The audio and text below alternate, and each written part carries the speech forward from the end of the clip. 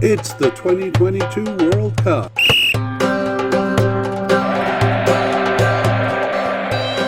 It's Argentina's players.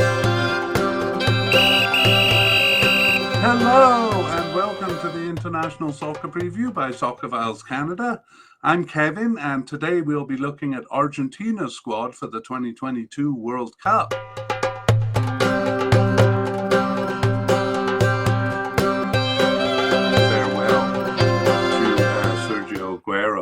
So let's move on to some discussion of the squad, and we'll start by going back to the takeaways from the podcast before the 2021 Copa America. So we said Argentina was anxious to earn a title, having reached the finals of World Cups and many finals of Copa Americas, but somehow not managing to win a title since 1993, the last time they won the Copa America title. However, they managed to do it, and they were particularly anxious to earn a title, when Messi was on the squad. So as he kind of aged, they became kind of more and more anxious about it.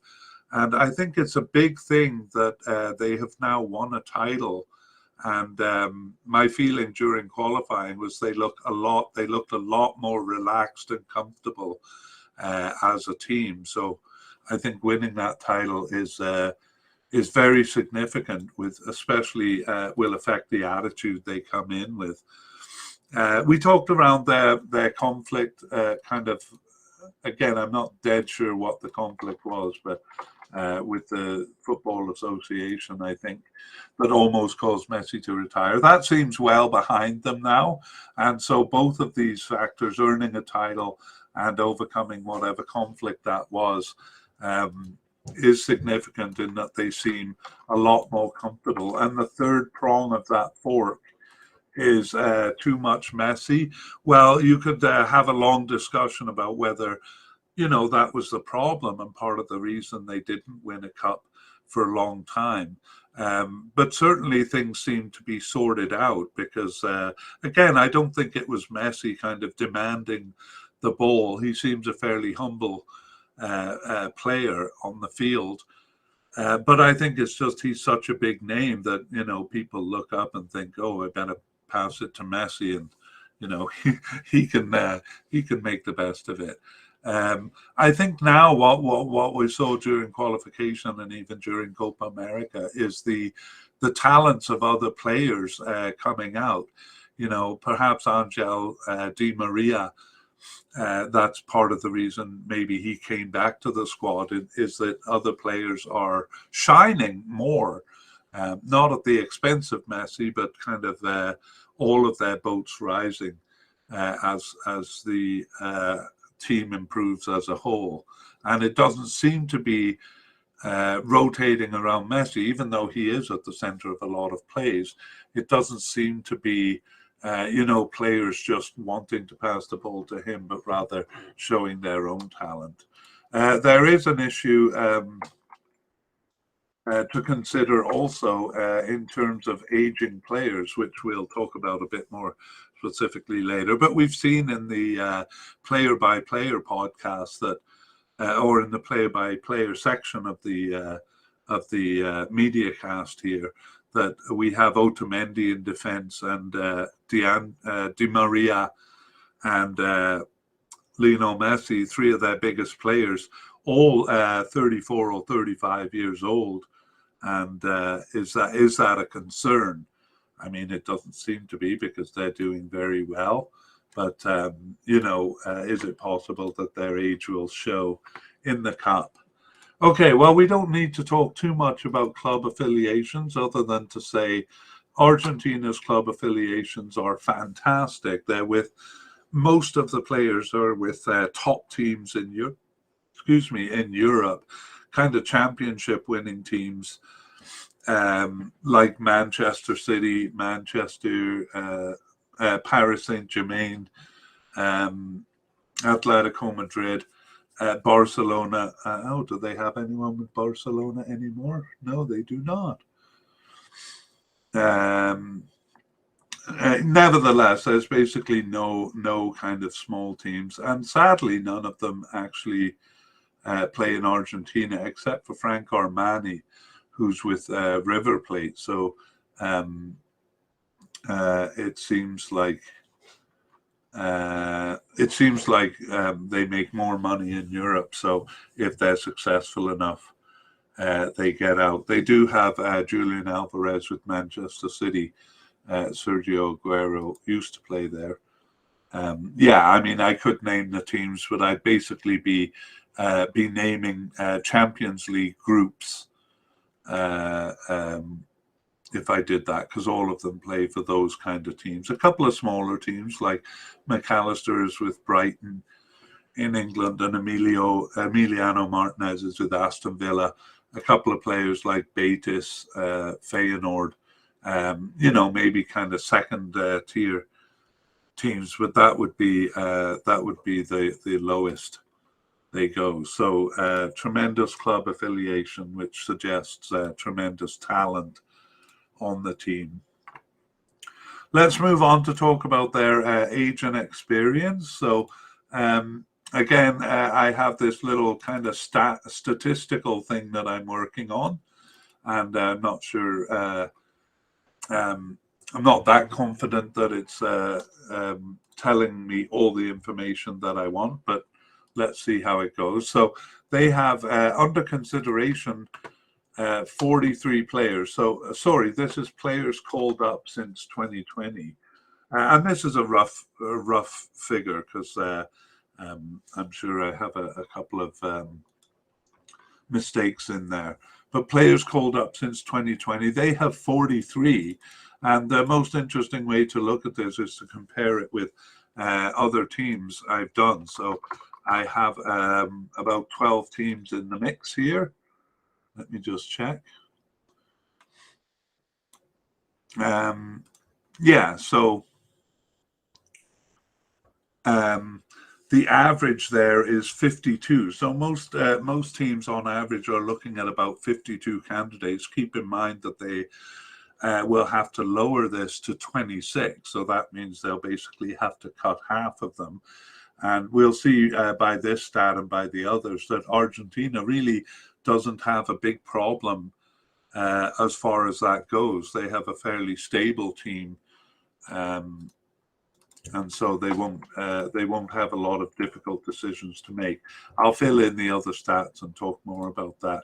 Players under consideration. So this is basically the players who are definite or likely.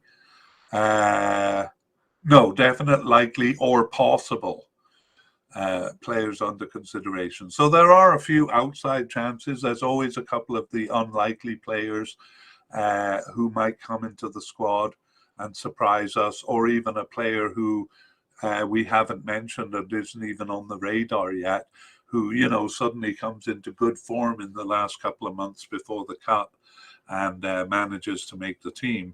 But from what we have so far, we have 31 players under consideration, and the average is a bit higher, more like 33. So once again, we see that Argentina won't have a lot of painful cuts to make. And finally, players in definite or likely categories are 21.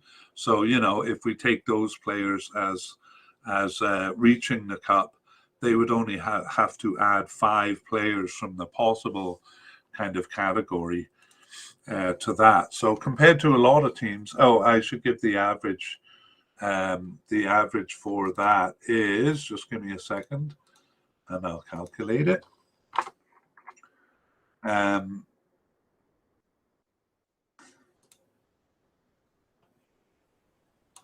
The average for that is 22. So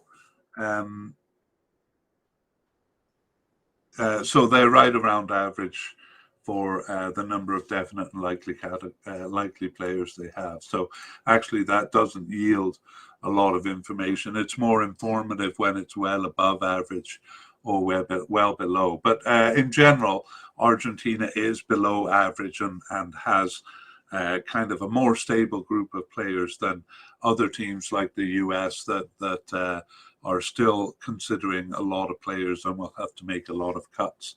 Average age is an interesting statistic because they are quite old, actually, tied with Iran as the oldest average age, again, among the players who I have under consideration here. And I'll talk more about that specifically. They have 1, 2, 3, 4, 5 players who are 34 years old or older. So that's Nicolas Otamendi, Papu Gomez, Angel Di Maria, Lionel Messi, and Franco Armani. It doesn't matter that much or as much with a goalie, or arguably even with a central defender. They tend to get away with being a little bit older. And then they have a further 4 players in their 30s, so that would make 9 players in their 30s, which gives them an older average age. 27.7 is quite old. The average is usually around 25 to 27. Just let me look at my average here. I have 26.3 among the teams I've checked so far.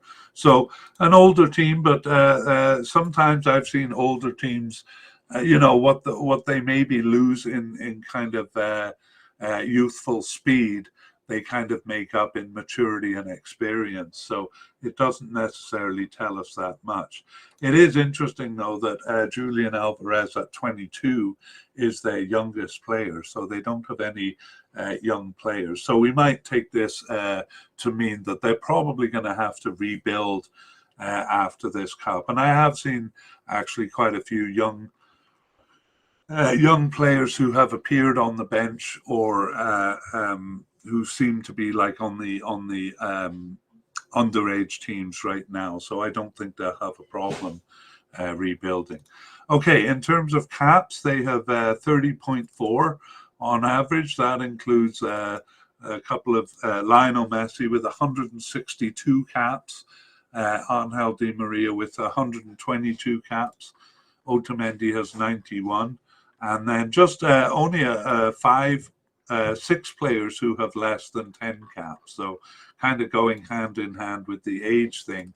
They're a very experienced team, and their average is 30.4, and the overall average for that is 26.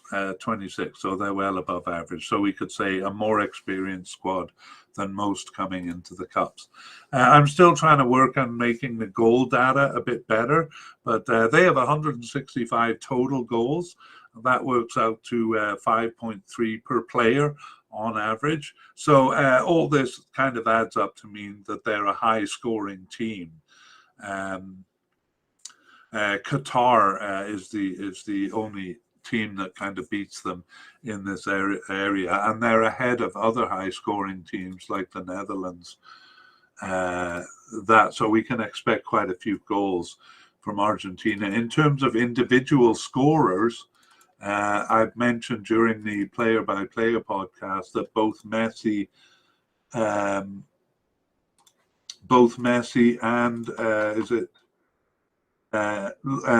Lautaro Martinez have a stunning goals per game record above 50%. So you can look to those players to get most of their goals. Recently, I think that friendly they had was against Estonia, and they won 5-0 with Messi scoring all 5 goals, if I have my information right. And Angel Di Maria is about 20% in his goals average. And there are a couple of players between about 15 and 22%. And you could argue that they really haven't played enough games to make the statistic really valid. But Lucas Ocampos has 2 goals in 10 games. But, we can't confidently say he's a 20% average goal scorer.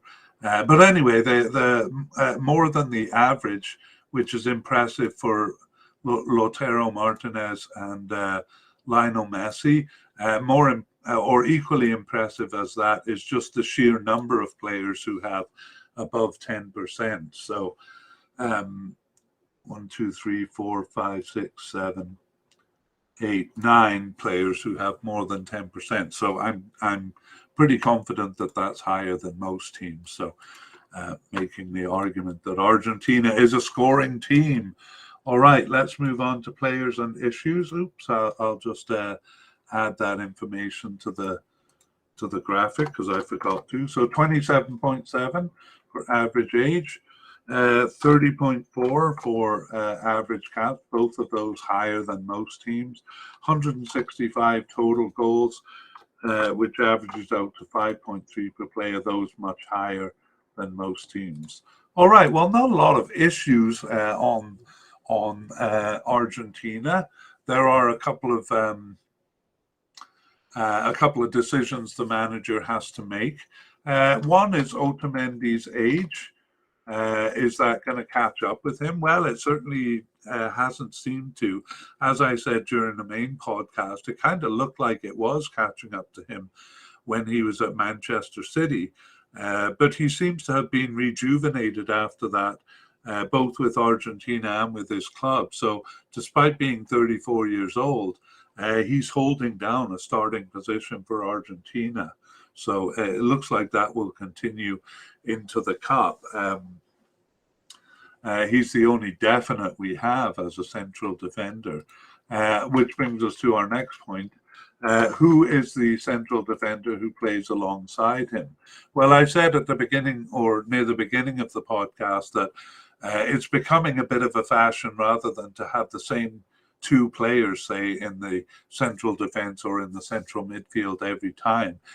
Rotation is kind of becoming part of the system. So we're noticing that a lot of teams maybe have three central defenders who rotate in and out. And that seems to be the case with Argentina too. So even Otamendi himself doesn't play all the games. And so sometimes two of the other players come in, and perhaps that rotation is coming to be seen as a better way than to have two players, two or whatever the formation is, the same players playing every game. That rotation definitely seems to be the case for the left defense because Acuna and Tagliafico seem to alternate there. So maybe the manager isn't trying to find who the starter is, but rather is happy to have them alternating. That's not so much the case on the right side of defense, but on the left side, that's the way it's been for quite a while. In the midfield, McAllister has been making inroads into the team, so it'll be interesting to see if he makes it in. Right now, he's just one of the possible candidates, but he's been playing more and more, and perhaps will make it in as a central defender. We also have Di Maria's age to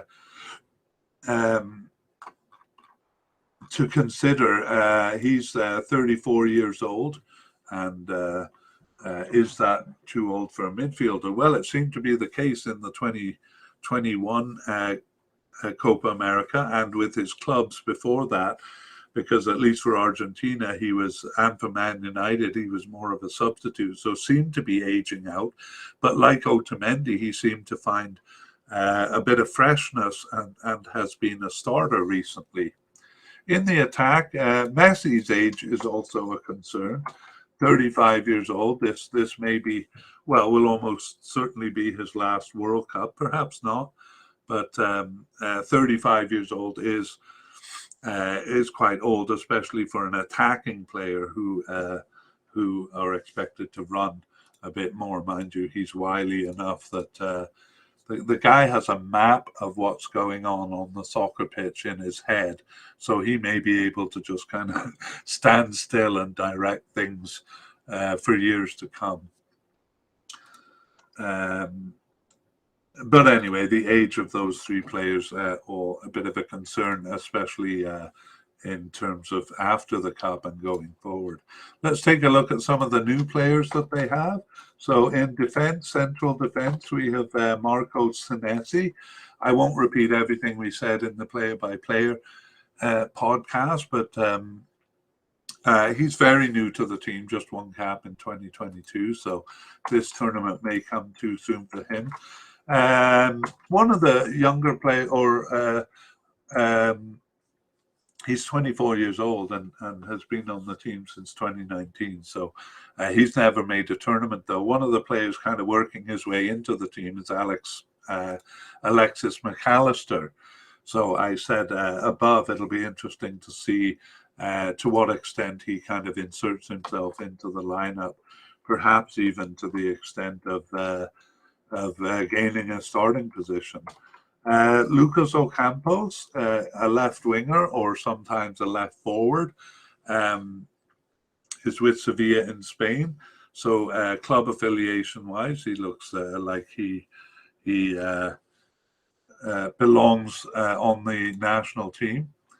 And then perhaps this is a bit biased because I follow the Premier League at the club level more than other leagues. So Emiliano Buendia is a player I'm familiar with, but in fact we have him as possible but unlikely to reach the squad. So maybe I shouldn't have had his name in there at all. In terms of injuries, we really have two to consider. One is goalkeeper Juan Musso. So he has a fractured jaw, and as I said in the play-by-player podcast, he's expected to recover in mid-November. So it's a bit of a close call as to whether he'll make it or not. We had him as a likely candidate, but it may mean Rulo comes in if he's not able to make it. Maybe more concerning is Leandro Paredes, and he had a torn muscle in June, which seems to be an ongoing problem, and I'm not really sure what that means. And apparently the officials aren't either, because they have him as an unknown return date. So whether the Paris Saint-Germain player will make it back is up for grabs. We had him as a definite candidate there in the central midfield, so that will be a bit of a concern for Argentina. And in terms of notable absences, as in big players leaving the team, we really, since the 2021 World Cup, only have Sergio Aguero. There was a few more players retiring around 2019, but recently just Sergio Aguero as a noticeable absence, but they certainly seem to have the forwards to replace him, especially Lautaro Martinez and Nicolas Gonzalez, and to a lesser degree Julian Alves and Paulo Dybala. All right, well, the last thing we're going to do is predict the starters. So I'll go through the list we made in the player-by-player and talk about who I think is going to start. So Lionel Scaloni is the manager. We think he is a definite starter. I have to find the right color here.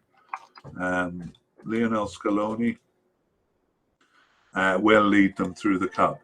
Emiliano Martinez. It was a bit of a concern that Armani started the last game, but I don't think that adds up to a threat.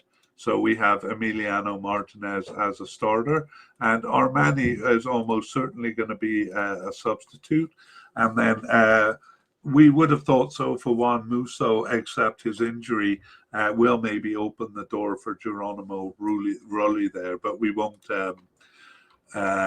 highlight them because we're not confident that either of them will make the team given the situation. In terms of defenders, well, the definite means Otamendi will definitely make the team. I'm not gonna say he'll be a definite starter, because what I really think will happen is that these four players actually will rotate. I think Christian Romero is going to make the team and might even be a starter. And I think they're kind of going to rotate in the cup. Of them all, though, I would say, I mean, it does look like Otamendi is the most likely to be a starter, but I'm more comfortable with what we have here, just considering them. Well, that doesn't mean they're going to be substitutes, but that they'll be rotating, so kind of in and out. For left backs, again, Marcos Acuna and Nicolas Tagliafico, rather than either of them being a starter, I really think that they'll rotate as they did in the Cup and in World Cup qualifying. But definitely both of them will be there. On the other hand, on the right side, I think Molina will be the starter. But I think Gonzalo Montiel will definitely be a substitute brought to the squad and used when maybe if Molina is injured or needs a rest. Again, Leandro Paredes, we have to say he's injured and a bit of a doubt. And in the midfield,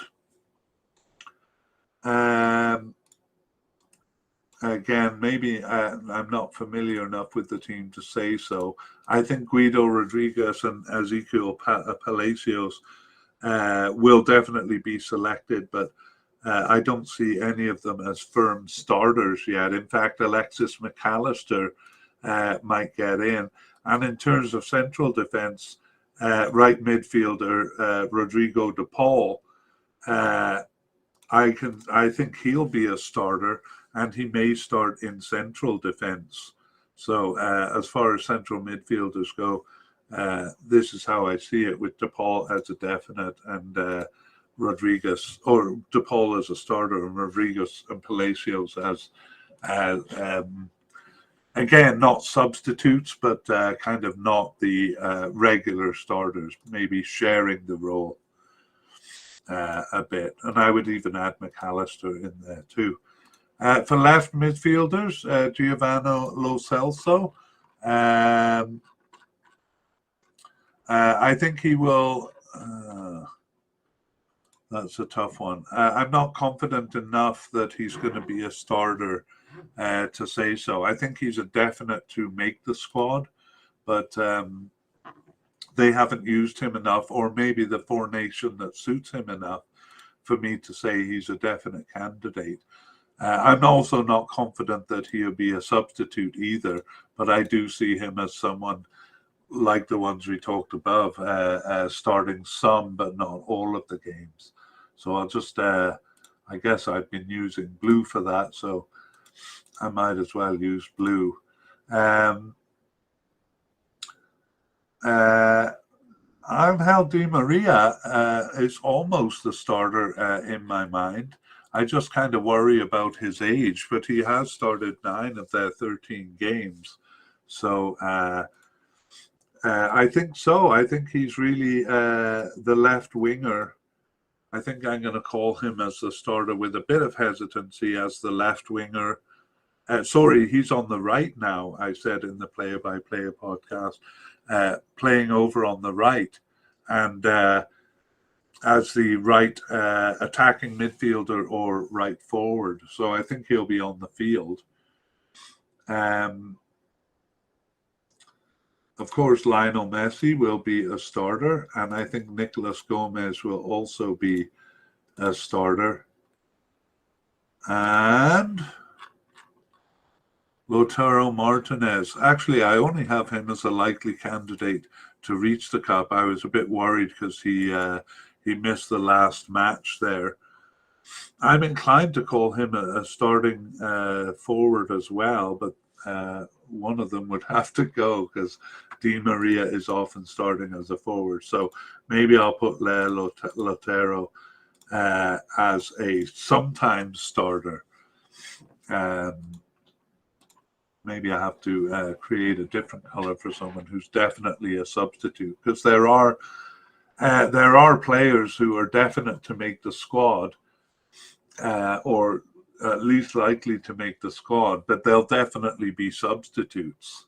They come in as substitutes, but they're always there. Anyway, I think that's as well as I can do for now, and maybe we can rethink a little bit using information we get from the September and October games, and maybe improve our prediction a little bit more. But for now, that's it. And keep in mind that we will be doing that update podcast probably in early to mid-November. And we will be able to tell you at that time who made the preliminary squad and the final squad. We'll also do a team update, so you can look forward to that. And keep an eye on us at Soccerphiles Canada. That's our web address is soccerphiles.captivate.fm. That's Soccerphiles with a PH in the middle and an S at the end. And you can also check show notes, which I've been improving show notes, and it has links and it has timestamps for this podcast and all sorts of stuff for you to look at and help you to dig deeper into all of this. So thank you for listening, and we will see you in our next player podcast. Bye-bye.